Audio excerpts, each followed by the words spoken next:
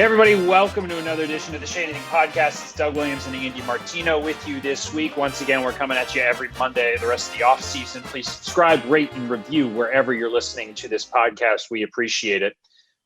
We've had a couple episodes of this podcast the last couple months where we've talked about like Michael Conforto's at bats against lefties and then been like, oh yeah, the Mets are going to have a new owner. We should probably talk about that. We have, though, haven't we? We've talked Steve Cohen. No, we have. It's just, and I've kind of given myself grief about this during the show. It's sometimes I get so wrapped up in the day-to-day of watching Mets games and what's going on with the team that I forgot to zoom out and be like, right. The biggest story is probably that they're going to have a new owner. So that's not what this episode will be.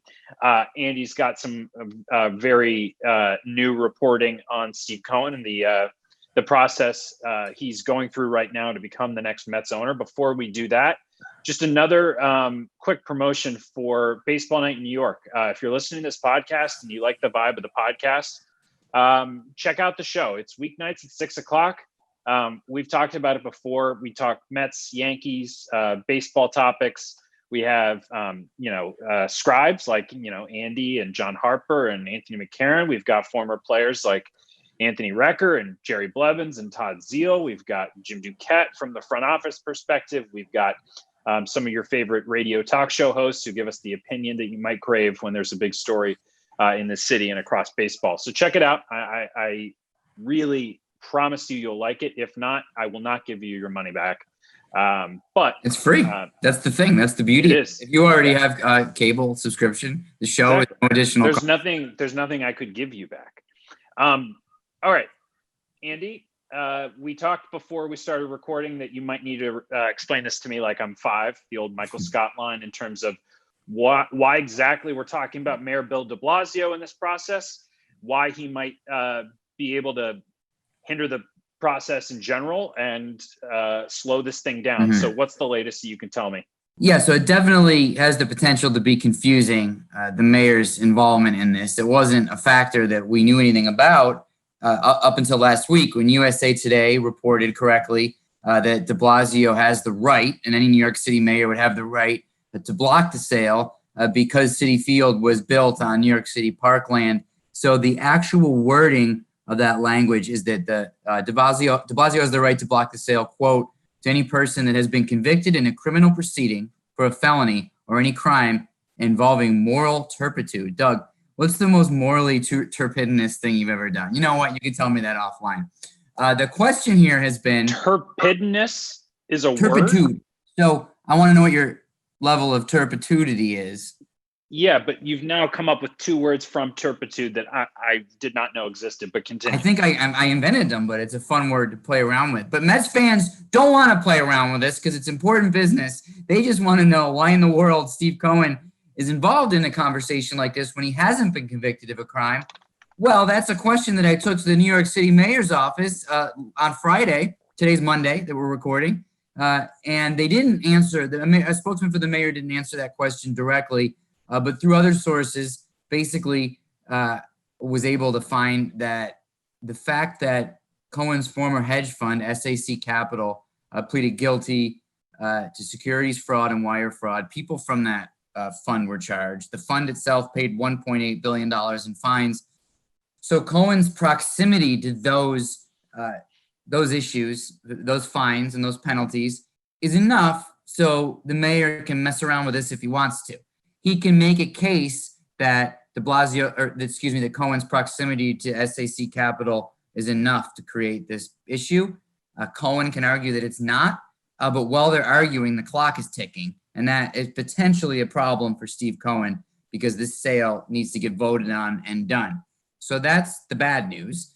The good news is here Monday, we're recording on Monday. On Monday late morning, I was told by two sources that Cohen has the required 23 votes from MLB owners. He's gotten the votes. That's a big deal because it's one thing to say that he's expected to be approved, but now I'm told that Chicago White Sox owner Jerry Reinsdorf, who has been kind of the big no force in this, has potentially gathered 3 or 4 other no votes, and it seems like it's stopped there, or actually sources are very confident that it stopped there. So Cohen will get those 23 votes. That is momentum toward this wrapping up soon. Additionally, MLB is not brushing off this de Blasio thing. And by MLB, I mean people involved in this sale, MLB officials, people on the Wilpon and Cohen side who are involved in this sale. They all acknowledge that the de Blasio thing is very real and something that they've had to attend to and deal with, but they don't expect it to torpedo the deal. And in fact, the mayor spokesman made a very aggressive comment to me on Friday, I thought, saying that de Blasio was still evaluating the deal, which people in baseball saw as like, whoa, that is interesting. You're kind of putting this up here. And the mayor on Monday at a availability with reporters in Manhattan, I believe, said that the review will be done very quickly. So there's actually been a bit of a change of tone over the weekend from the mayor's office too. And this seems to be moving forward. The final upshot of this, with all these things swirling around, is that we are on track for yes vote for Steve Cohen this week. So for any Met fan out there who, as you've been reporting all along,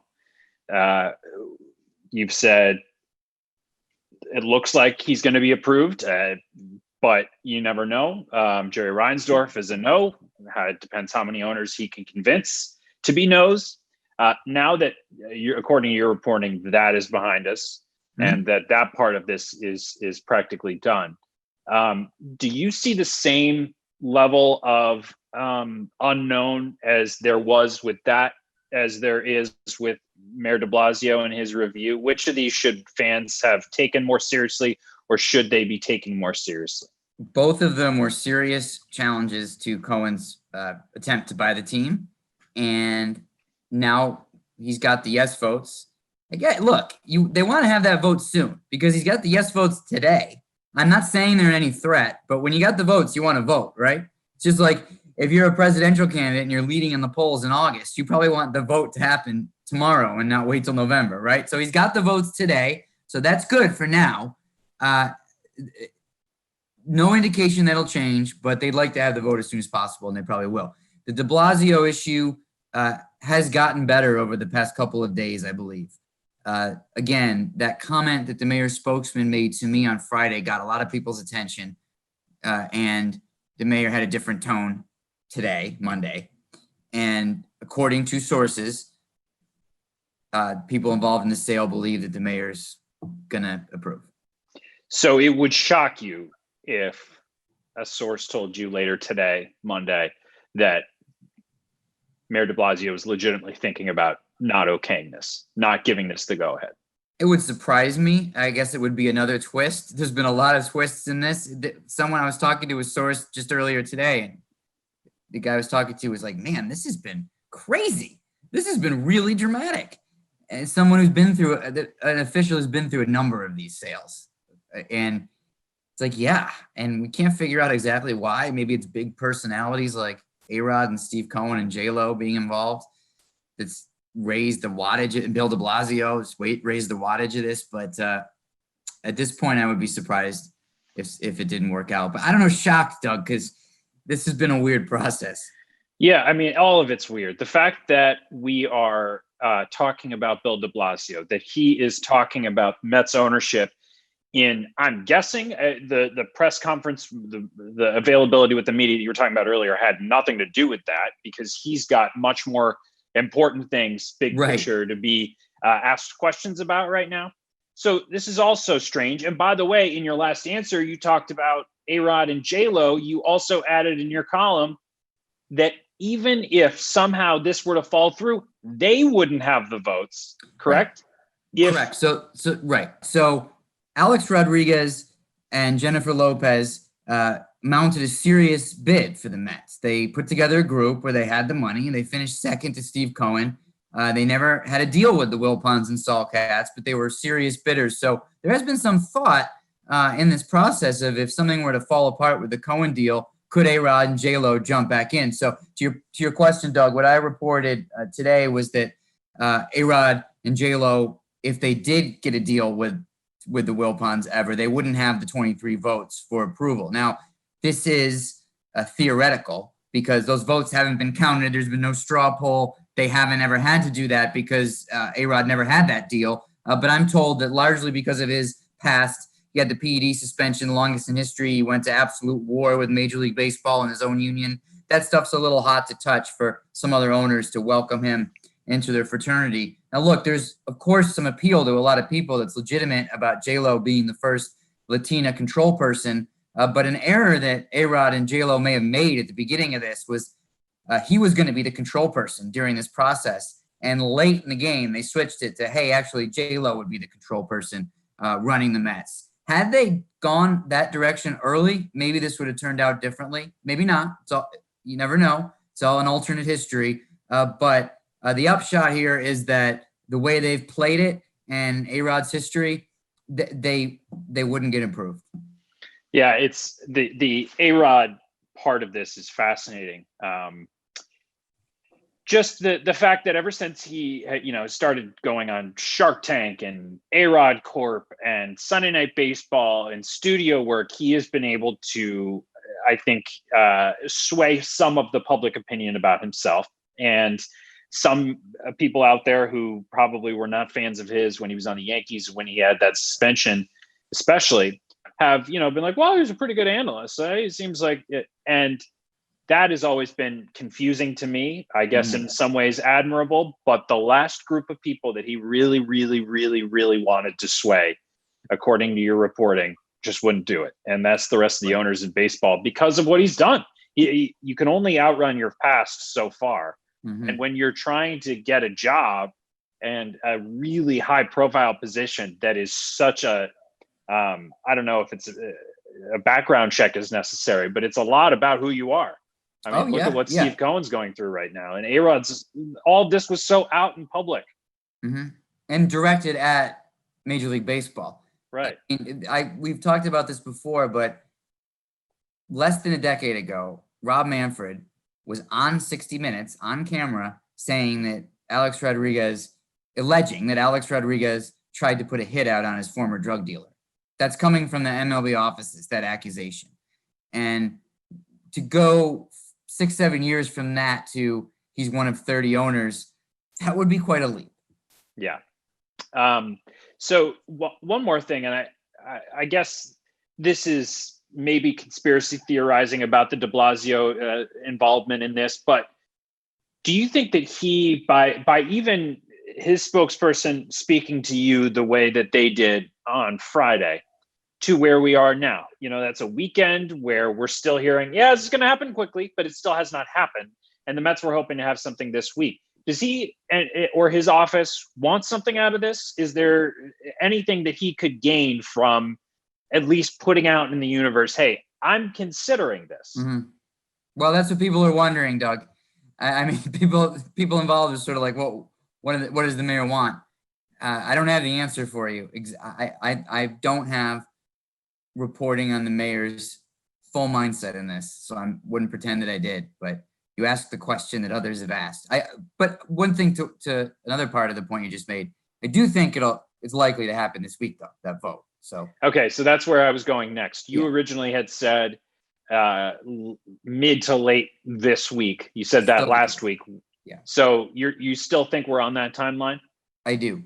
Then it's not what I think; it's what the people obviously I'm talking to think, and that it's kind of on de Blasio now to wrap this up.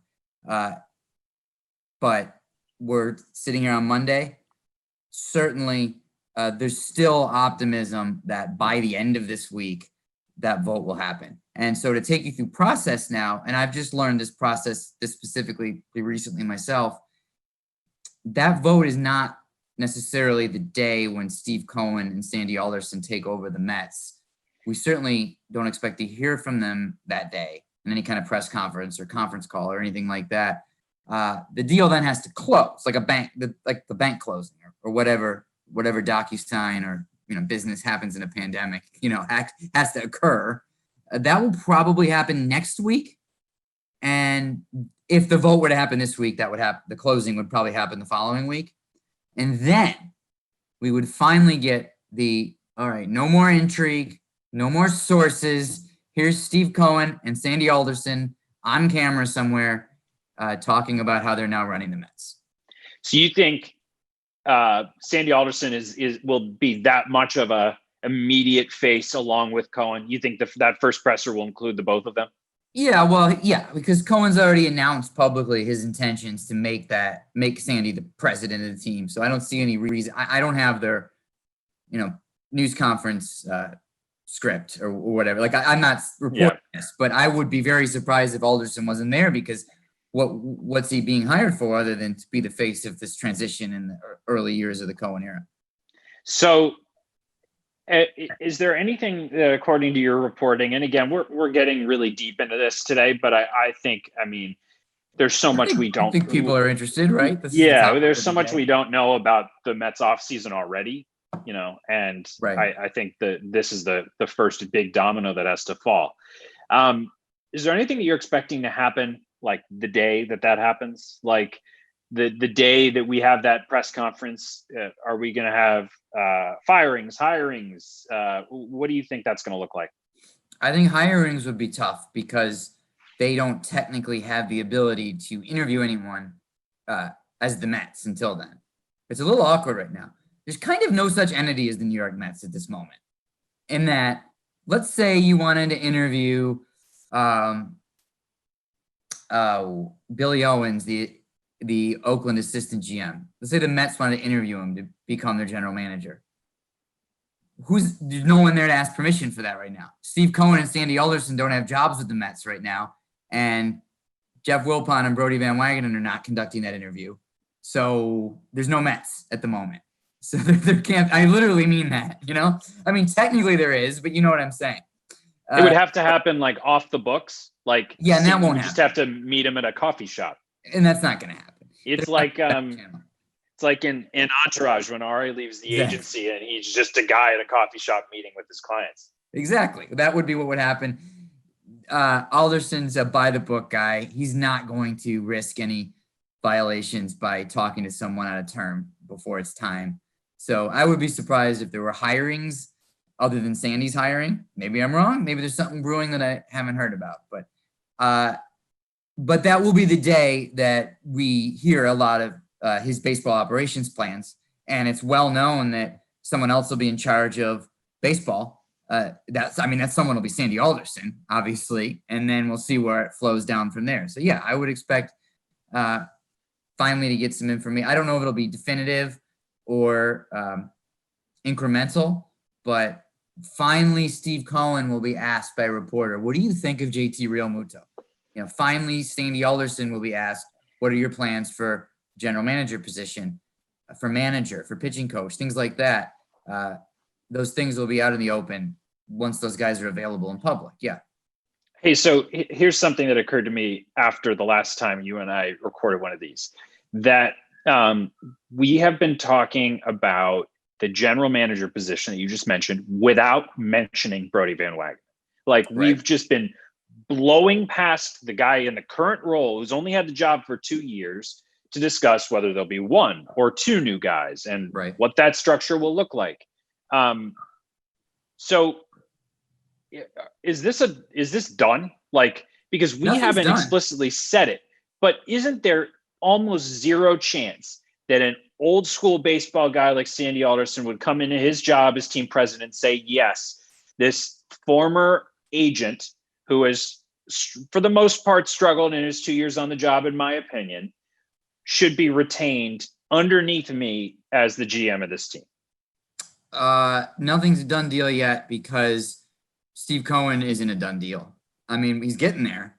So, look, Brody Van Wagenen is the GM of the Mets today. And even though they don't exist. Well, they exist in a legal sense, but really not in a practical sense right now because they can't really do anything. You know what I'm saying? So Brody Van Wagenen is the GM of that team and Jeff Wilpon's the chief operating officer. That's the current dynamic. The team will be sold and there will be a new dynamic. That's what we know. So do you think he's trying to figure out what deal JT Realmuto wants or no. What their bullpen's going to look like next year? Like, do you think Brody is doing his regular GM stuff right now, or do you think he pretty much assumes he's done? I don't want to speak to what he assumes. I don't think that would be fair. And I don't know. I don't want to act like I know what he assumes.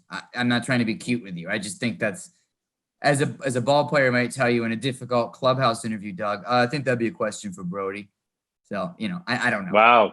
Wow. I asked you such a tough question that you're just pleading the fifth and moving on. You're asking good questions. I'm just trying to be careful when we're talking about people's careers and livelihoods and all that kind of stuff that I don't speculate. You know what I mean? Yeah, because speculating's tough for you because you have actual information. If you were to, yeah, right. But if you were to ask me that question, I'd be like, yeah, I think he knows he's done because I don't have any information. So no one's going to confuse that with like, whoa, maybe Doug knows something. Whereas if you give that answer, people might read into that, well, Andy's connected. He may know that, and he's just not saying it's sourced. So I understand you not wanting to answer a question like that because, the facts as I know them are that, as I said, and I'm not being cute here, I just have to deal with facts. Brody's the GM today. The Wilpons own the team. There will come a day very soon, almost certainly, where the organization at the very top changes, and then absolutely everything under it in every department now has a new boss and is subject to reevaluation. We had a lot of things, we've got a couple minutes left. We had a couple of things that we wanted to get to on this podcast, most of which we won't. But I want to mention three things before we go. The first was, I believe it was on Friday's Baseball Night in New York. I suggested, and it ended up being a conversation amongst the panelists, the idea that the Mets and Yankees come together with a trade for Aaron Hicks. Now, I'll ask you about the practicality of that in a second, but SNY tweeted it out, and I was, shocked by the response.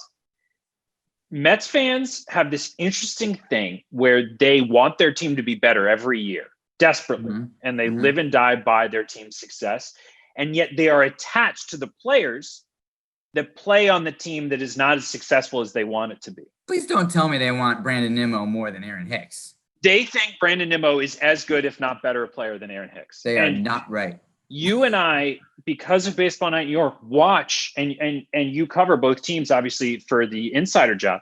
We watch a lot of both teams. I have watched a lot of Aaron Hicks and a lot of Brandon Nimmo. They are not comparable baseball players. Brandon Nimmo is a nice player who gets on base. He is not a center fielder. He's borderline, gives you enough offensively to be a starting left fielder or right fielder on a good team.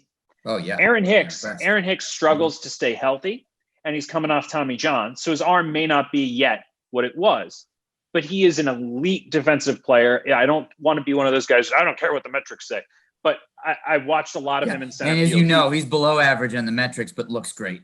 Yes, he's a very solid center fielder defensively. He's much better than anything the Mets have had since Juan Lagares' the Gold Glove year.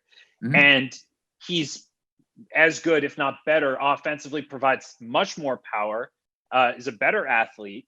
And so this was shocking to me that Mets fans were that attached to this guy who I know is a fun teammate, fun guy to watch, but it surprised me. Now, do you think that if this new regime does get accepted and Sandy Alderson's the president and whoever's the GM, would those two teams consider a deal like that would free the Yankees with a salary? It's interesting because the reason that the Mets, there's two contradictory answers to that. The reason that the Mets and the Yankees had very serious trade talks several times over the past couple of years is because Brian Cashman and Brodie Van Wagenen had a good dynamic going. They got so close on a trade for Zach Wheeler, for example, last year, discussed other players over the last couple of years. There was a lot going on between Cashman and Van Wagenen.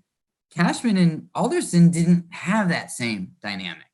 They had some failed trades for Jay Bruce, Neil Walker, Lucas Duda that actually resulted in some bad feelings on both sides because they fell through. But part of the reason they fell through was probably because Fred Wilpon has always been very reluctant to trade players to the Yankees because he's an old school outer borough National League fan. And he's like, he doesn't want to help the Yankees unnecessarily. And that's been part of the calculation too. So it's no secret that during the years when Fred Wilpon's owned the team, the threshold for a deal between the Mets and the Yankees has been pretty high. Brody and Cashman almost got there a couple of times. So you see where I'm going with this. So the Fred Wilpon will no longer be with the team. So that suggests maybe they can strike a deal. But Sandy Alderson back running the team, so that suggests he and Cashman don't quite hit it off. Do you think that trade, though, if they did forget all of the emotions in it and the personalities involved in it in the front office and ownership side, do you think that trade hypothetically makes sense? Who are we trading him for? I don't know. I don't know. But do you think that the Yankees would be willing to get rid of Hicks? Yeah. No, I think that's a good one because the Yankees need to shed some payroll. Hicks is on a long-term. It's a decent contract, but it's a 7-year deal. I think he's 2 years into. Yankees, in order to keep the players they want to keep, need to get rid of some money. So that would be a place to it'd be a sacrifice. They like Hicks. But yeah, that could be a player they would move to say, be able to keep LeMahieu. So in theory, it could work. It's just when it's the Yankees and the Mets, it's always a little bit complicated. He is a Sandy type player. He's a lot of walks, good on base percentage. That's true. He has power. All right, two more things before we go. Good news and bad news. Two this dates in Mets history.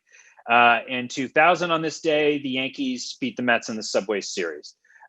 In 98 on this day, Mike Piazza signed a long-term deal with the Mets. I know you have some things to say about both of those things, Andy. I do have some. Well, just on the Piazza thing, I think that Mets fans are excited. That was the biggest contract in the history of baseball at that time, I believe, with Piazza in 98. And Mets fans are excited. I think that Steve Cohen, they perceive, is coming in to make the Mets major players and that kind of stuff. Perennially, Cohen will be the wealthiest owner. We've talked about how I don't think he's going to spend all of it on players like some people may think. But still, if you want a guy like Mike Piazza and whoever the equivalent is going forward, and you're Steve Cohen, you can get that done probably. So that's my thought there. And the Yankees Subway Series thing, I just remember the Yankees Mets Subway Series. I just remember what a big deal that was around town. I know you were young at the time, but were you probably didn't experience it in the city at all, huh? I didn't experience it in the city at all. I don't think I went to any of the games. Yeah. So I was in college. I just remember in SUNY Purchase, which is just upstate. I remember coming down into town to go out to watch some of the games out in Manhattan, and just how people are screaming about the game on the street. It was like you'd imagine the Willie, Mickey, and the Duke years of New York being captivated by baseball and how great that was. And then, so I went to SUNY Purchase, like I said, that's just up in Westchester County. And it's near like Harrison and Rye and White Plains, where a lot of Yankees lived, maybe still do. But at that time, a lot of those Yankees lived. So the day after the series, and if you remember, the late, great Bill Webb, who had a long career at SNY, pioneered the shot. He's a director. Pioneered of Andy Pettitte. Andy Pettitte with the glove and the eyes peering over the glove, that iconic shot. So my friends, which included my girlfriend at the time, who is now my wife, and my college buddies, watched that game, the final game. Pettitte's peering over his glove. It's this great game. We go out to this local bagel store to get breakfast the next morning, late morning, because we're in college, in Rybrook, New York, Lenny's Bagels. And there's this, I remember it as like a tan minivan, although it was 20 years ago. It was a larger vehicle. It was driving really slow in the parking lot, like really slow, to the point where I'm trying to just get to the thing. I toot on my horn a little. We look, we're like, yo.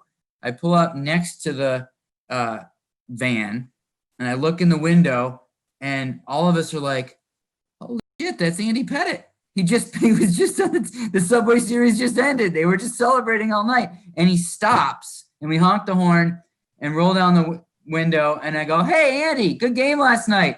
And he's got his head in his hands, and he goes, thanks, man. He clearly was a little worse. Hey, look, he earned it. Whatever celebration he had, they won the World Series. And he was, and that was bagels next morning. That's all I'll say. Lenny's Bagels, man. Maybe he got up early and took his kids to a youth group. I don't know. Or maybe he was out all night. I can't say. I was probably trying to figure out what I was going to be for Halloween. I was 9 years old. So that's that. I was a fan. I watched the games, but I don't have any memories of it.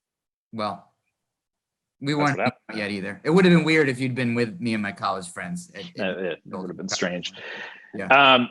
All right, Andy. Well, we appreciate the deep dive on the ownership situation. I know that next week on the podcast, we'll have obviously more news on this, whether it's official or not at that point. But this will progress as the week goes on, clearly.